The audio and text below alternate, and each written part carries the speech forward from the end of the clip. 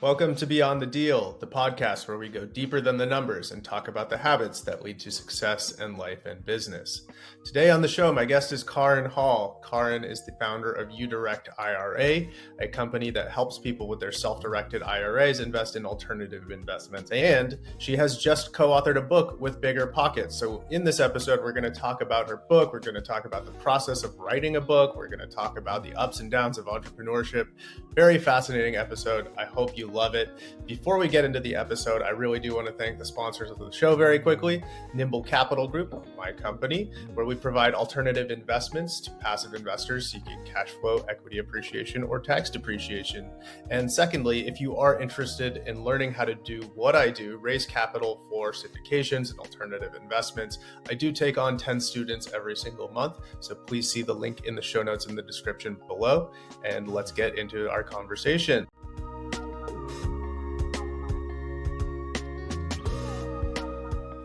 Kaaren Hall, welcome to the show. Thanks, Michael. All right, so glad to have you here. You are the author of a brand new book, or produced, I guess, with BiggerPockets, correct?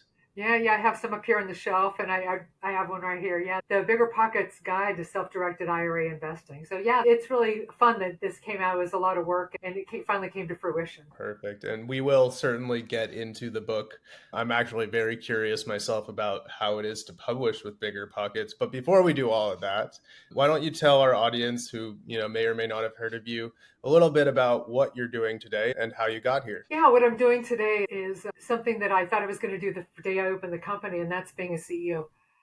When you start off a company, you don't have those, like my dream of what being a CEO was. It took a long time to mature into that role. And so after 15 years, I'm really more in that role than I thought before. I think in the beginning, a lot of it was, doing everything myself. But as the business grew and being able to delegate and scale and change. So now what I'm doing is a lot of the CEO things, which I really enjoy, which is meeting people, going to events, writing a book, doing more CEO things and looking at higher level activities. And so the company is uDirect IRA, right? And so can you tell us a little bit about what the company does? Sure. What we do is that we provide self-directed IRA accounts and services and consultations. We help people to first off understand what a self-directed IRA is, how they can use one in their situation. People will call us and they'll have a deal that they're working on. And so we want to review the docs first. Let's take a look at that agreement. Are you actually receiving an asset in exchange for the money you're going to be sending out? Or do we see what's called a prohibited transaction in this deal? So we're going to talk to you first about the deal itself and kind of look at it to see if there's anything that needs to be kind of changed before you go forward. Okay. And so for our audience who may or may not be familiar with this, a lot of the people I speak to in my capital raising are just learning that you can invest in something that's not the stock market, right? And they're like, what do you mean I can, just buy a partial ownership in a multifamily property? But not only that, you can actually do it with a self-directed IRA. So you may already have funds available within your current existing IRA or 401k or whatever, and you can roll that into an SDIRA, and you can use that to invest in a whole lot of things. So why IRAs? How did you end up here? Right. Yeah. It's not like when you're a kid, you dream about self-directing. It's not like, but I've had quite a journey. I mean, I started out of college as a radio announcer and while I was studying communication. So I was a radio announcer, ended up for 17 years. And so toward the end of being a radio announcer, I was doing other things. Like I got a real estate license. I managed multifamily buildings in the Seattle market. So like a smaller one and a bigger one and a bigger one, and did things like evict tenants and collect rent and, all the property management things while doing radio at the same time. And then got into mortgage loan servicing for a number of years, loan origination for another number of years. Then we had the Great Recession and mortgage lending was, not so great for a while. We all remember. And that's when I made the transition into self-directed IRAs in 2007. And it was the perfect time, People were looking for capital. You couldn't necessarily get a loan, could you? Remember those days? Banks weren't necessarily lending. And then investors are like, where do I find the capital? And the answer was self-directed IRAs. I mean, today, the pool of capital in retirement accounts is like $40 trillion. It's large. And so realizing that you could tap into that pool of capital for your deals was just mind-blowing for a lot of people. And it was a great time to be in that space because it seemed like no one understood it at all. And being the one who understood it was a really nice place to be. And I think more people understand it today. In fact, coming up very shortly is the actual anniversary, the 50th anniversary of the IRA. You've been able to self-direct it this whole time. So longer than your audience has even been alive, you've been able to self-direct an IRA. People just don't know that. So I'm always happy to share this knowledge, open up people's eyes to the possibility, not just for someone's own account, but for your deals. If you're an asset sponsor, if you're a GP, if you're raising capital for a deal, that how you can tap into this source of capital. Absolutely. I think it's still widely not known today. I personally, it's only been about 5 years since my eyes have been open to this. And I think that many, many, many people in corporate America who still have a 401k or whatever IRA that their company gives them, they never knew that, and they still don't know that you can go choose to do what you want with it and potentially even do it tax-free. So what are you doing from a company standpoint for exposure, aside from going on podcasts and writing books?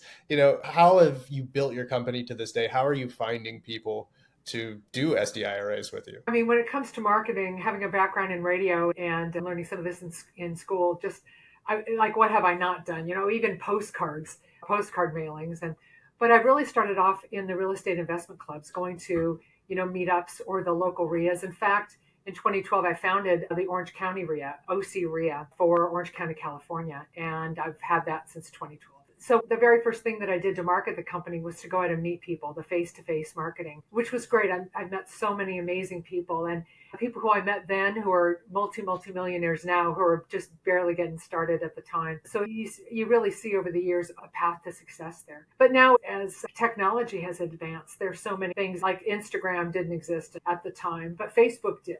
So I was quick to get the 5,000 followers you're allowed to have on Facebook, and kind of matured with that. And I think that that's sort of phasing out for the people who are younger. Facebook really isn't the place to go. We've got Instagram. Some are coming, some social media platforms are in waxing and waning, I suppose, right now. But understanding the technical side of it, the digital side of marketing. And so that's been a new challenge to master that. So I've done everything, email marketing, which is still a big thing, and have grown quite a large list of people from the podcasts I've done, from OC RIA, and, just building and always building a list. That's been the number one key to my success, I think, is because I started off with a list, and you have to have that. And I think that's something that is so transferable across so many verticals and so many different businesses is the people aspect, right? It's just go out, network.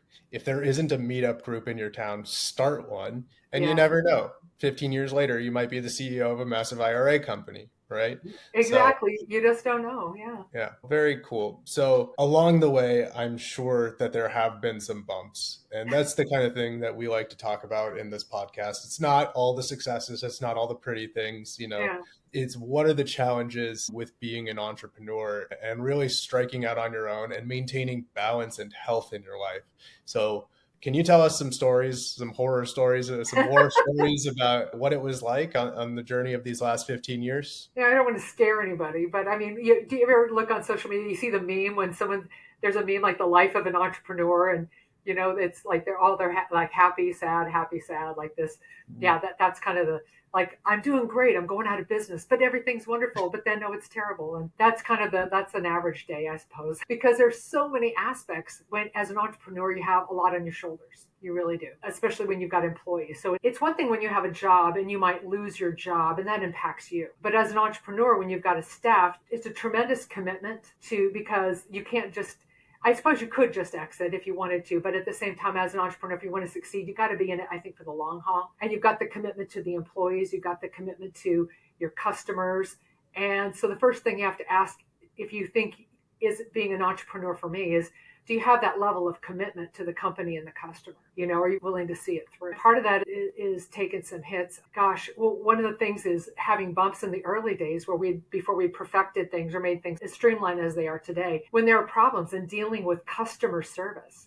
Now, I did this in the mortgage industry, so I'm glad I had that experience in mortgage loan servicing, talking to customers who had opened mortgage accounts. We used to call it cleaning up after the elephant. Somebody got a mortgage and they had this mortgage, but then well, what do you mean I have to do this or that? And understanding customer service, how to deal with people, especially people who are irate. A lot of times people are very cruel to customer service people. It's kind of like, kick the dog, which you guys, if you're talking to somebody in customer service, they're a human. Just be nice to them. Don't take it out on them because they've got a job to do and they're just there to help. But dealing with people and really understanding that, and a real big trick that I've never mastered is not taking it personally. So there's a level when you get to the level, yeah, I'm good, but then, you have your good and bad days, especially when you own the company and someone's not happy with it. It's like, wow, I've really killed myself to make this as good as possible. And I certainly want to make it as good as possible.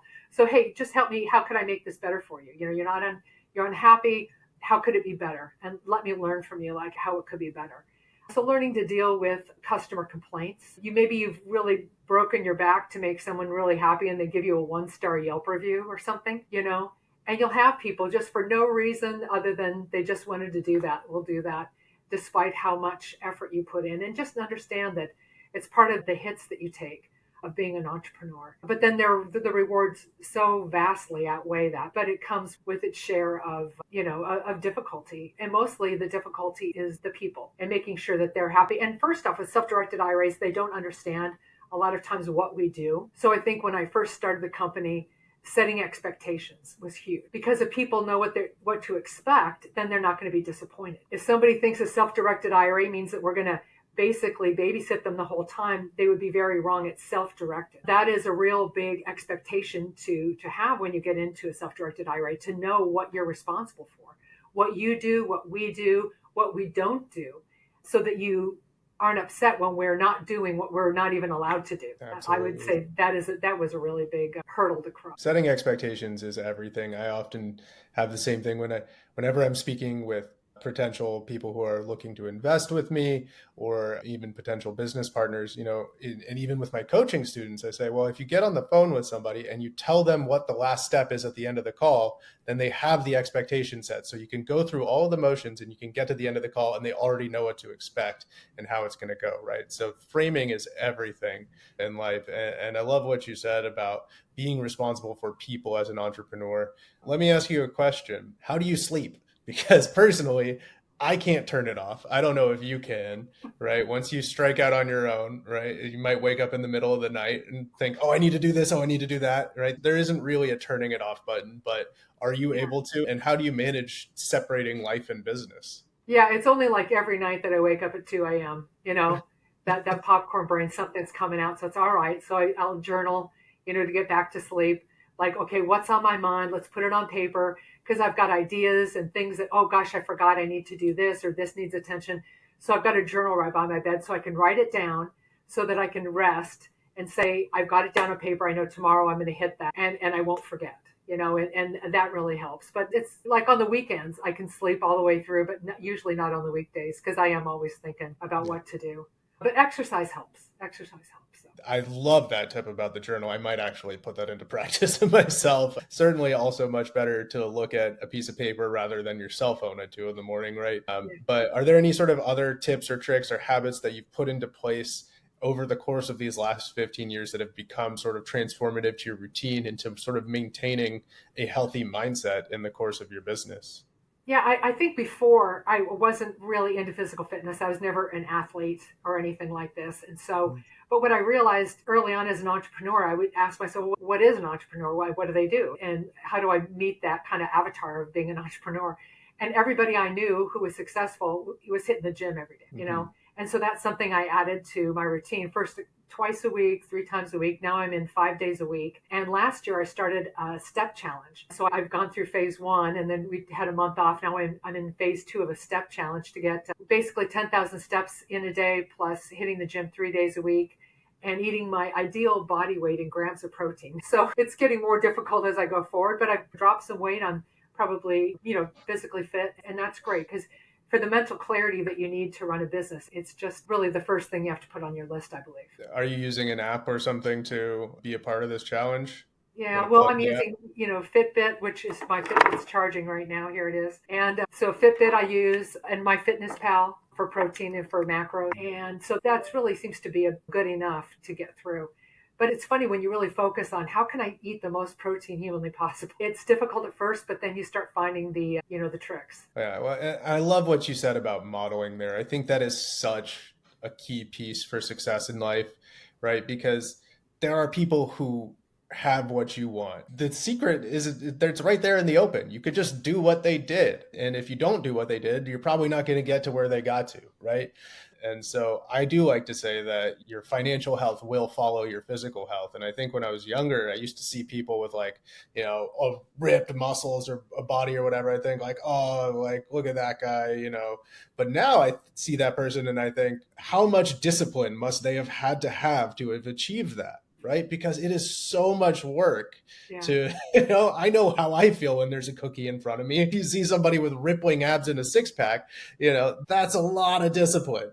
So it means a lot. And I think that keeping your physical health strong will have a direct impact on your financial health. I agree. And what you were saying before too about, we were talking about that kind of avatar, that example, reminded me of Stephen Covey, 7 Habits of Highly Effective People, to copy best practices.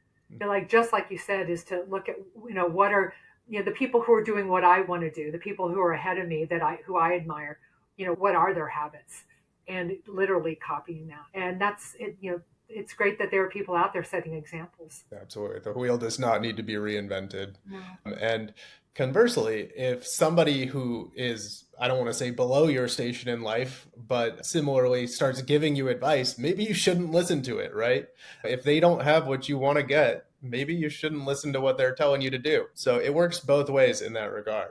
Now, I want to take a little bit of a step to the side here and talk about writing a book, because that is something that I really want to do. And we'll get into the content of your book first, but how was it writing a book? What was that process like? How did you make sure you got that done? How did you sit down every day and write out these chapters? Because I have tried and struggled, and certainly ChatGPT helps a little bit, but I'm not there yet. So What was that like for you? Well, there's an attorney, a syndication attorney named Gene Trobridge, and Gene was putting together a book and he asked me to write a chapter. And so it started with that. And Gene says, you should write your own book. So I started working on it. And then I got a ghostwriter to help me at one point. And we got a book all put together, working together, and had it all, framed up. And that was a lot of work. So it was about 10 years ago that I started. But then there were reiterations of that, like tearing that apart and doing it again, probably 4 times. And then I met with the people at BiggerPockets. They said, hey, we're interested in publishing a book with you. And I said, well, hey, I've got this. I had some sort of manuscript put together. So I gave that to them, what I had at the time. And then they had some changes. They said, well, we're going to change gears. We're not going to do it right now. And then it was last September. So by the way, so what I gave them had been sitting on the shelf for years, like 3 years, I'd say. So then they hit me up last September. Hey, we're ready to publish your book. We want it in 2 months. Go. So what had happened in the interim is that there had been major changes to the retirement space, which usually does not happen. Usually it's a very stable industry. But we had the Secure Act 1.0, the Secure Act 2.0 that made a lot of changes. So I just back to the drawing board, and started rewriting this whole thing from scratch. And that took up a lot of time. And I'm glad that my kids are grown now. They're out of the house. So I didn't have the mom commitment like I had before when I started the company. And I had the time to devote to this because it was really a full-time job. I go work out like on Saturdays, come back here, spend the entire day in silence with nobody in the office, just typing away and doing that after hours and working with the editor, which was a great process. Oh, fantastic. I think if I ever get my book written, I might try to ask you for a plug into BiggerPockets, because they are the leaders in the space. And I'm sure that you will have a lot of eyeballs on your book because of what they have to accomplish. They've been great to work with. And the editing process was really fun. They would give me insightful things. So they would ask me questions. Well, why don't you answer this question here? Like, whoa, what a great question. And so able to put something in the book that I might not have put in otherwise, because they asked a really good question that I had a really good answer for. It's like, I know, I really need to give this answer. So having a good editor made a big difference. Awesome. So tell us about the content of your book now. So tell us, what were you hoping to achieve with writing this book? What are you hoping people get out of it? How does it serve people? Tell us about your book. Well, the book is a guidebook. It's a guidebook to self-directed IRAs and a reference. So if you're at some point in your self-directed IRA career or whatever experience, and how do I do this one thing? Like, how do I invest in cryptocurrency? Or how do I do a backdoor Roth or something like that? you can just go to that chapter and just refer to it if you want. So it's a good book to keep as a reference book. But my goal is to educate people so that they feel empowered to do something that maybe is out of their comfort zone, and that is to invest in alternative assets, to feel confident about it, to know that you can do it, how to do it, that people have been doing this for 50 years, it's nothing new, and to know exactly how to do it correctly so you don't run, into some problem with the IRS and these prohibited transactions. So I describe what they are, how to steer clear of them. And my goal really ultimately is that people have a really healthy retirement experience later on in life. That when you're younger, that you put money aside, right? That's just, you gotta be a friend to your future self. Absolutely. Do you mind telling us what are these kind of pitfalls, these things that people should avoid when they're using an SDIRA, how to stay out of legal hot water? Sure. Oh, well, again, it's a prohibited transaction. So if you want to jot something down, they're written in the Internal Revenue Code. So it's IRC 4975 that describes what you can't do with an IRA. And essentially, you're not going to invest with a disallowed person. You're not going to invest in certain kinds of assets, which is collectibles. So you can invest in anything except life insurance contracts and collectibles. And essentially keep things arm's length. So you take a look at a deal. Like, for example, you say to yourself, wow, I wonder if my self-directed IRA could buy this house for my parents. Well, then you ask yourself, is that deal arm's length? It's your parents. It's not arm's length. I wonder if my self-directed IRA could make a loan to my son to go to college. Your son is not arm's length. So that's a good way to think of it initially without going deep into it. But you want to avoid dealing with disallowed people, ascendants and descendants, parents and grandparents and their spouses, you and your spouse, and then your children and grandchildren and their spouses. So just staying away from these people. You're not going to buy, sell, or trade with them, and yourself especially. So you can't provide sweat equity to your IRA. So if your IRA buys a piece of real estate, you're not going to go swinging the hammers. You're not going to be changing out that hot water heater or something like that. You can hire third-party vendors. That's okay. But you're not going to be doing the work yourself. Again, the IRS calls it an over-contribution of sweat equity, and it's a prohibited transaction. That's actually new information to me, so I'm very glad to learn that. So Let's say if I went to, my mother or my father and I said, hey, I've got this real estate syndication. Do you have some IRA funds? Can you invest in them? That's too close. It's a passive investment, and there might be other people involved. I'm involved. It's too close. Well, the thing, your parents would be disallowed to the deal that you're raising capital for. Yeah.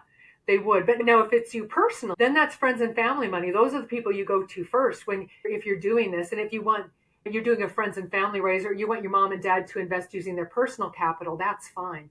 But if you want mom and dad to come in with their retirement money, they can't do that because you're disallowed to their IRA. Yeah, what an interesting little nugget of information there. So for anyone listening, if you are raising capital and you're doing it with SDIRA funds, friends and family is a no-go. News to me, never done it before, but news to me. Happy to learn that. Well, let me throw this in there. So family, no, right? But friends, yes.